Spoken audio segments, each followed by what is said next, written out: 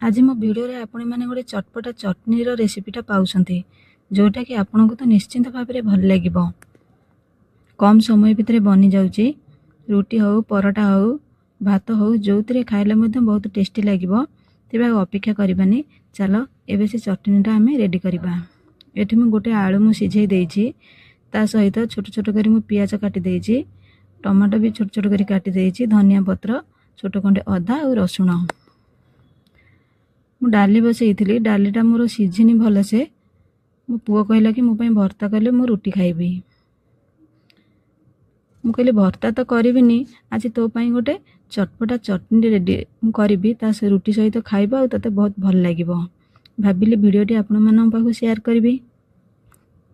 मो पुओ 2 पट जगह 4 पट रुटी खाई देछि। आपण माने निहाती थरी एई भली रेसिपी बनातु, कम समय भितर बनि जाउछि, बहुत टेस्टी। मोर अदा रसुण को मु ग्रेट कर सारलानी।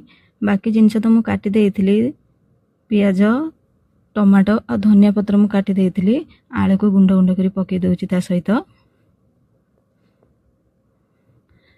हाफ चमच मु दे दउछि धनिया गुंड, हाफ चमच जीरा गुंड, स्वाद अनुसार मु लूण पके दउछि, अल्प टिके सोरिष तेल।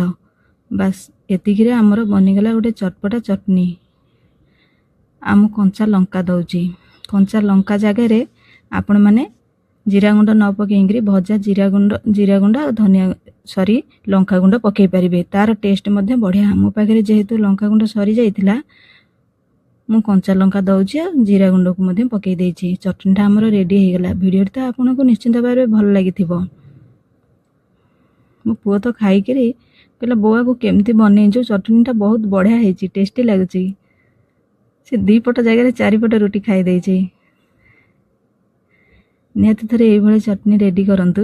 अदा पियाज रसुण टमाटो धनिया पत्र जीरा गुंड धनिया गुंड ए सब को दे चटनी निश्चिंत भाव में बनेगी टेस्ट करंतु। किपरि लागला मते कमेंट सेक्शन रे जणांतु। रहउछि नमस्कार।